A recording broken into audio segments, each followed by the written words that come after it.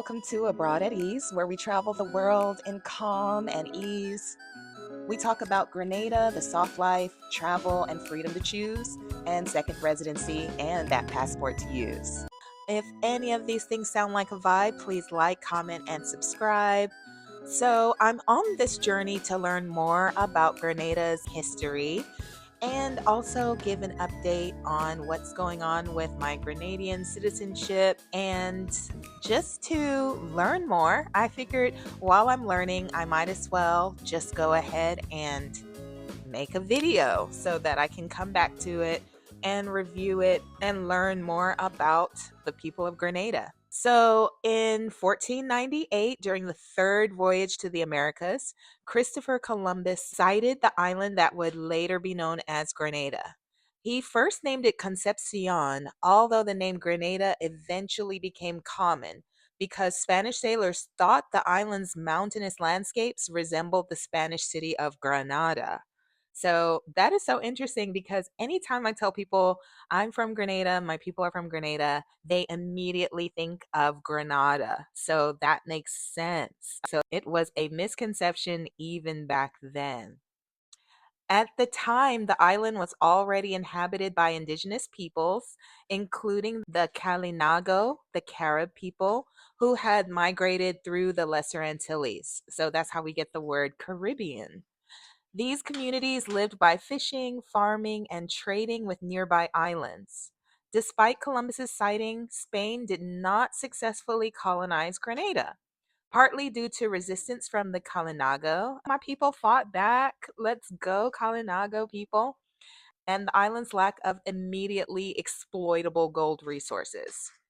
So the lack of gold was a blessing in disguise. For more than a century after Columbus's arrival, the island remained largely under indigenous control, although European powers continued to claim it on maps and occasionally attempted settlements.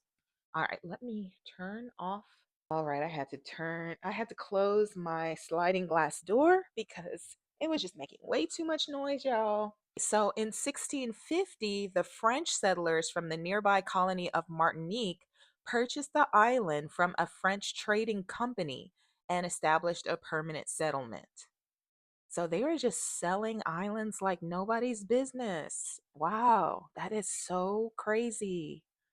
All right, so now I'm starting to see where the French influence is coming in. My grandmother used to sing French songs to me when I was little, and so that makes sense why she would sing those songs. The French quickly began building plantations and founded St. George's, today the capital city of Grenada. Its naturally protected horseshoe shaped harbor makes it an ideal location for a port and administrative center. So, St. George's is actually where all the government offices that I went to get my passport and even my lawyer's office is in St. George's. Colonization was not peaceful. The Kalinago fiercely resisted French settlement, leading to violent conflicts. One of the most tragic events remembered in local history is the mass suicide of Kalinago people at Leapers Hill, where many chose to jump from a cliff than surrender to colonial forces. Wow, that is such a horrible choice that they had to make. It really shows how brutal and violent colonization was that people would make the choice to end their life rather than be subjugated to it. Under French rule, Grenada began transitioning into a plantation economy, laying the groundwork for later sugar and spice production. Following conflicts between European powers for control of Caribbean territories, Grenada changed hands several times between France and Britain during the 18th century. So it just got swapped back and forth. In 1783, after the end of the American Revolutionary War, France formally ceded Grenada to Britain under the Treaty of Versailles in 1783. Under British colonial rule, the island's plantation system expanded dramatically. Enslaved Africans were brought to Grenada in large numbers to work on plantations producing sugar, cotton, tobacco, and later cocoa and spices. The French might have been bad, but those British, they were wicked. They were the ones who really expanded the slave trade. And it just makes me think about my grandfather.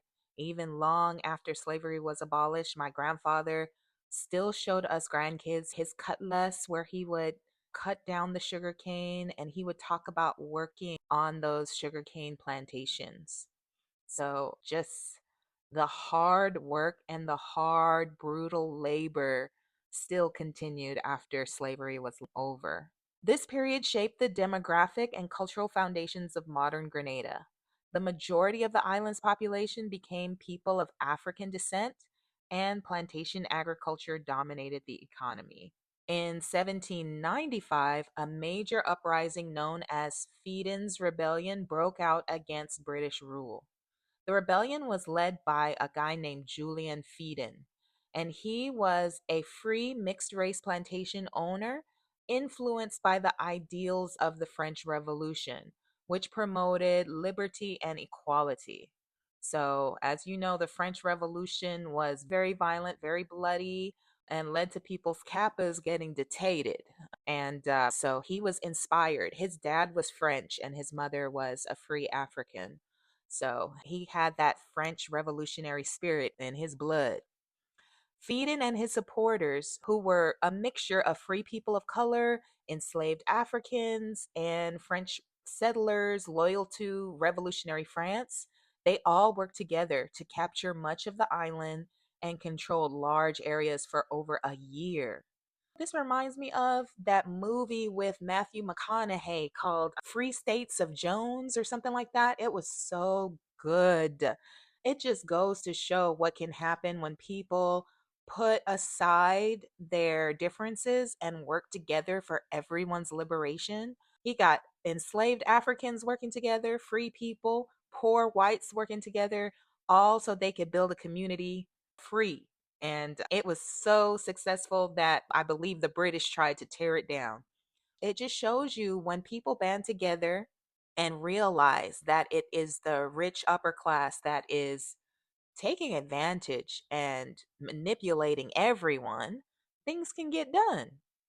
So the rebellion centered around the Belvedere estate, where Phelan established a stronghold in the mountainous interior. Although British forces eventually did crush the uprising in 1796, the rebellion is remembered as one of the most significant resistance movements in Grenadian history and an early challenge to slavery and colonial rule in the Caribbean. Wow.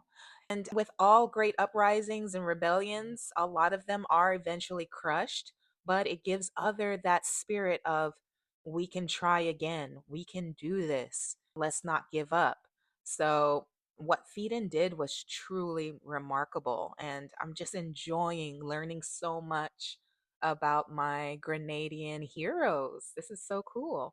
Slavery was officially abolished through the British Empire in 1834 under the Slavery Abolition Act of 1833. So we have about 30 years on America as far as our abolition. So well done, Grenada. Got your freedom a little bit earlier. In Grenada, thousands of enslaved Africans were legally freed from plantation bondage. However, just like in the US, freedom came gradually. So the British, they implemented an apprenticeship system requiring formerly enslaved people to continue working for their former masters for several years before gaining full independence. This is what they would do to the poor Irish people in the United States as well. They had a 7 year apprenticeship system where they could be fully free after a number of years.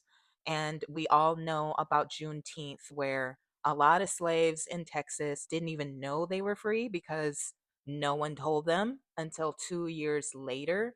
So we now celebrate Juneteenth in the US to celebrate those enslaved Africans finally getting their freedom. And full emancipation was finally achieved in 1838. Formerly enslaved Grenadians began forming independent communities. I love that. Their own co ops, working as small farmers, laborers, and traders. This period reshaped Grenadian society and marked the beginning of the island's long journey towards self determination.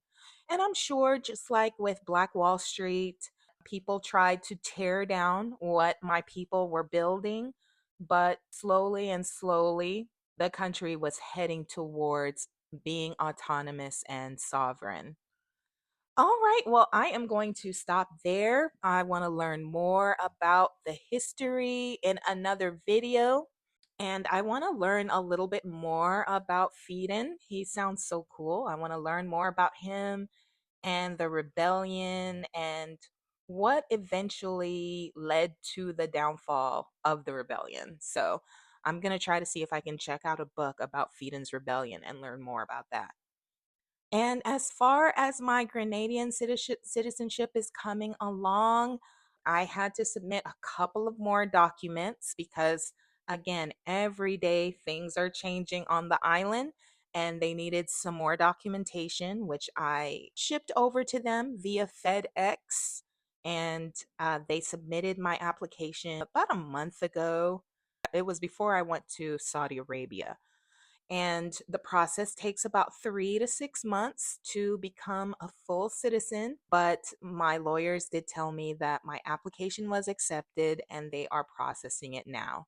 So please pray for me that everything goes well. There are no hiccups and no mix ups, but we're just going to take it one step at a time.